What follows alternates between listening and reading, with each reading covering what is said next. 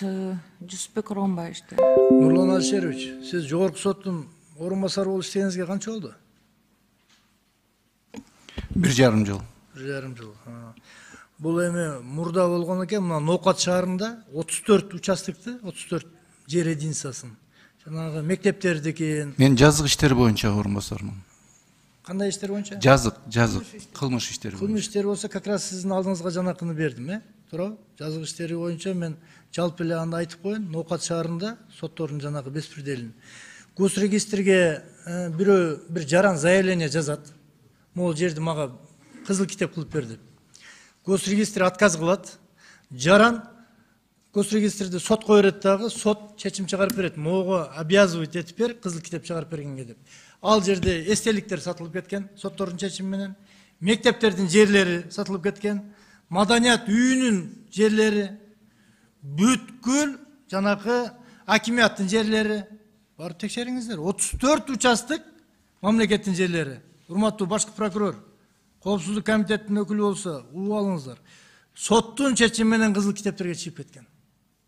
Мына соттожу азыр кайра ала албай атат. Жаңы болгон мэриясы дагы, акими дагы. Тиги райондун соту вроде чечип берет, облус сотко барат, облус сот тиги жаранды добросовестный покупатель деп, же болбосо ушундай кылып чыгарып берип койду. Мамлекеттин жерлери.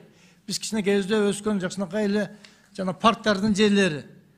Мен өзүм рейд кылып аралап барсам, эстелик сатылып кетиптир. Бул нерсе менчик дейт. Не деген беспредел? Соттордуку. Эми бул мурда болгон. Бирок ошондордун дагы жанакы залакасы элдин бийликке болгон нараазычылыгын ошо именно соттордон чыгып атат. Көпчүлүгү.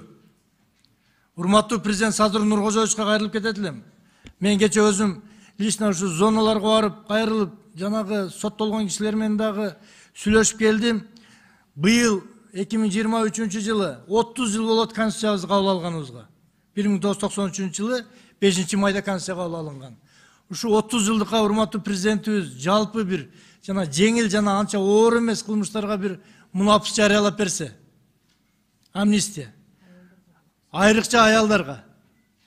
Ушул бюджетибизге да эконом болмок. Эми анча-мынча кишилер баягы кылмыш кылса да бир 2 жыл отургандан кийин ал жерде молдо болуп калат экен. Жетет ошол. Ошондорго мунапыс чыгарып, амнистия чыгарып берсе, урматтуу президентибиз айкөлдүк кылып. Ушуну мен депутат катары суранып кетет элем. Конституциянын 30 жылдыгына багышталып, жанагы жалпы бир амнистия чыгарып берсе президентибиз. Рахмат.